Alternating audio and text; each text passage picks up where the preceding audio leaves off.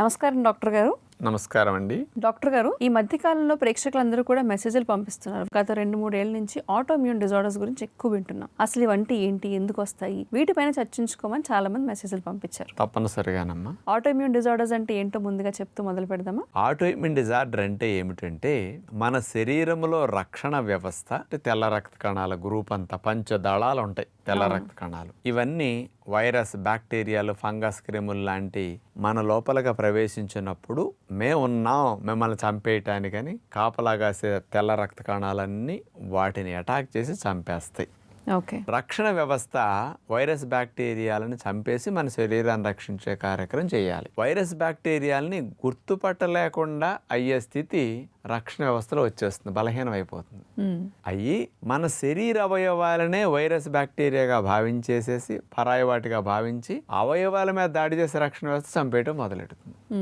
దీన్ని autoimmune disorder అంటారు. ఈ ఆటోఇమ్యూన్ డిజార్డర్ అనేది జీవితకాలం పాటు మనిషిని ఇబ్బంది పెట్టే పెద్ద దీర్ఘకాలిక సమస్య అని చెప్పొచ్చు. అయితే డాక్టర్ గారు, ఈ ఆటోఇమ్యూన్ డిజార్డర్స్ అంటే గనక కొన్ని రకాల అవయవాలకు మాత్రమే వస్తుందంట కదా, ఆ అవయవాలు ఏంటో చెప్తారా? ఈ రక్షణ వ్యవస్థ అవయవాల్ని దాడి చేసి పాడు చేయటం అనేది ఒక అవయవానికి అందరికీ ఉండదమ్మా.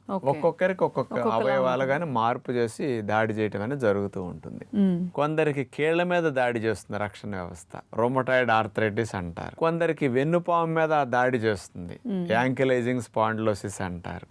కొందరికి చర్మం మీద దాడి చేస్తుంది, స్క్లిరోడర్మా అంటారు. కొందరికి మలం ప్రేగులో దాడి చేస్తుంది, అల్సరేటివ్ కోలిటిస్, మలం ప్రేగులో పుళ్ళు పడిపోతాయి. కొందరికి ప్యాంక్రియాస్ మీద దాడి చేస్తుంది, టైప్ 1 డయాబెటీస్ వచ్చేస్తుంది, వాళ్ళకి పిల్లలకే షుగర్ వచ్చేస్తుంది. కొందరికి చర్మం మీద దాడి చేస్తుంది, సోరియాసిస్, మరి బొల్లి మచ్చలు లాంటి ఇట్లాంటివి వచ్చేస్తుంటాయి. కొందరికి నరాల మీద దాడి చేయొచ్చు, కొందరికి రక్త కణాల మీద దాడి చేయొచ్చు, SLE లాంటివి ఇట్లాంటి రకరకాలు అనమాట. ఇవన్నీ ఆటోఇమ్యూన్ డిజార్డర్స్ లో భాగాలుగా చెప్పుకుంటూ ఉంటారు. మరి డాక్టర్ గారు, మరి ఎలాంటి రకాల అలవాట్లు ఖచ్చితంగా ఆటోఇమ్యూన్ డిజార్డర్స్ కి దారి తీస్తాయని చెప్పగలం మనం? Bad food habits autoimmune disorders కి మెయిన్ రీజన్ అని చెప్పొచ్చు అమ్మా.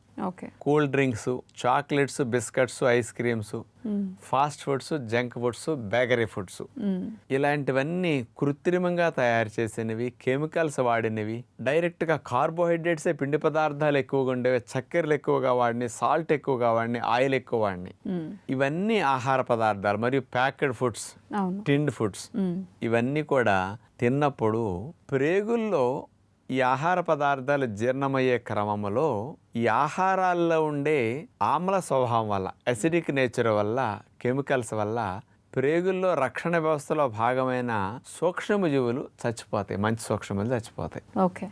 ఇలాంటి బ్యాడ్ ఫుడ్కి చెడ్డ సూక్ష్మజీవులు పెరిగిపోతాయి. అందుకని ప్రేగుల్లో ఇమ్యూనిటీ మొత్తం రివర్స్ అయిపోతుంది. ఏమంటే ప్రేగుల్లో ఇమ్యూనిటీ రివర్స్ అయితే ప్రేగులకే సమస్య రావాలి కదా, మరి బాడీ మొత్తానికి ఇట్లాంటి రకరకాల అవయవాల మీద ఎందుకు వస్తుందనే సందేహం అందరికి కలుగుతుంది. ఒక ఇంపార్టెంట్ లాజిక్ ఉంది. మన శరీరంలో ఉండే రక్షణ వ్యవస్థ మొత్తాన్ని తీసుకుంటే అది 100% అనుకుంటే ఆ 100%లో 70% రక్షణ వ్యవస్థ అంతా కూడా ప్రేగుల్లో ఉంటుంది, మిగతా 30% శరీరంలో అన్ని భాగాల్లో ఉంటుంది. అందుకని శరీరం మొత్తాన్ని రక్షణ వ్యవస్థ అంతటిని కంట్రోల్ చేసే మెకానిజం అంతా పోలీస్ కంట్రోల్ రూమ్ లాగా ప్రేగుల్లో ఉంటుంది. ప్రేగుల్లో కంట్రోలింగ్ వ్యవస్థ, రక్షణ వ్యవస్థలో డ్యామేజ్ అయ్యేసరికి బాడీలో ఉండే రక్షణ వ్యవస్థ కంట్రోల్ తప్పిపోతుంది. అందుకని రక్షణ వ్యవస్థ హైపర్ యాక్టివ్ అయిపోతుంది, బుద్ధి చెలించి శరీర అవయవాలనే పరాయిగా భావించి దాడి చేయడం స్టార్ట్ చేస్తాయి. ఆటోఇమ్యూన్ డిజార్డర్స్ అవటానికి మెయిన్ రీజన్ అనమాట. అందుకని ఈ రోజుల్లో విపరీతంగా యూత్కి వచ్చేస్తున్నది. ఒబిసిటీ వల్ల కొవ్వు కణాల్లో కొవ్వు ఎక్కువ సంవత్సరాల తరబడి నిలవ ఉండే కొద్దీ కొవ్వు కణాల్లో ఇన్ఫ్లమేషన్ వచ్చేస్తుంది, నిలవ ఉండే కొవ్వు నుంచి. ఈ ఇన్ఫ్లమేషన్ బాడీలో ఇమ్యూనిటీని డ్యామేజ్ చేసేస్తుంది. అందుకని ఆ ఇన్ఫ్లమేషన్ వల్ల ఇమ్యూనిటీ మెకానిజం ఫెయిల్ అవుతున్నది కాబట్టి దానివల్ల ఓవర్ యాక్టివ్ అయిపోతుంది ఇన్ఫ్లమేషన్ వల్ల. అందుకని ఓవర్ యాక్టివ్ అయినప్పుడు రాంగ్ డైరెక్షన్ లో పనిచేయడం కూడా స్టార్ట్ అవుతుంది. అందుకని ఇది ఒక రీజన్ అని చెప్పొచ్చు. ఇంకోటి మానసిక ఒత్తిడి వల్ల కూడా చాలా మందికి ఆటోఇమ్యూన్ డిజార్డర్స్ వస్తున్నాయి ఈ రోజు. మానసిక ఒత్తిడి అంటే స్ట్రెస్, టెన్షన్ ఎక్కువ అవటం వల్ల కార్టిజాల్ హార్మోన్స్, స్టెరాయిడల్ హార్మోన్స్ ఎక్కువ రిలీజ్ అవుతాయి. దాంతో పాటు ఆండ్రోజెనిక్ హార్మోన్స్ కూడా కొన్ని రిలీజ్ అవుతున్నాయి, ఆండ్రోజన్స్ అంటారు. వీటి కారణంగా ఏమవుతుందంటే రక్షణ వ్యవస్థ గుర్తుపట్టలేకపోతున్నది వైరస్ బ్యాక్టీరియాలను కూడా. ఓకే. అందుకని అవి బాడీ మీద దాడి చేయటం, దానివల్ల ఓవర్ యాక్టివ్ అవటం, ఇట్లాంటివన్నీ ఈ హార్మోన్స్ యొక్క ఎఫెక్ట్ కారణంతో వస్తుంటాయి.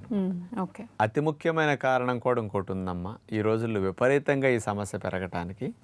జీవనశైలి విధానం, లైఫ్ స్టైల్. నీళ్లు సరిగా తాగరు, సమయం ప్రకారం ఆహారం తీసుకోకపోవడం, నిద్రపోకపోవటం, మిడ్ నైట్ తినటం, పాలిష్ పట్టినవి ఎక్కువగా తినేయటం, వ్యాయామాలు చేయకపోవటం, ఇలాంటి ఆహారాలన్నీ బాడీలో జీవక్రియని, మెటబాలిజంని డ్యామేజ్ చేస్తున్నాయి.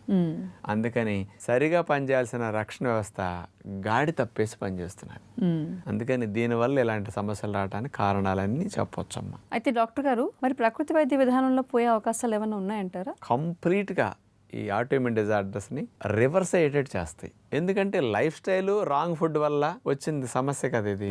అందుకని న్యాచురోపతి దాన్ని కరెక్షన్ చేస్తుంది కదా. మెయిన్ ప్రేగుల్లో 70% స్ట్రాంగ్ అయ్యే ఫుడ్ మనం పెడతాం. హై ఫైబర్ ఫుడ్, లో కార్బ్, లో ఫ్యాట్, మరియు నట్స్, డ్రై ఫ్రూట్స్, ఫ్రూట్స్ ఇట్లాంటివి పెడతాం.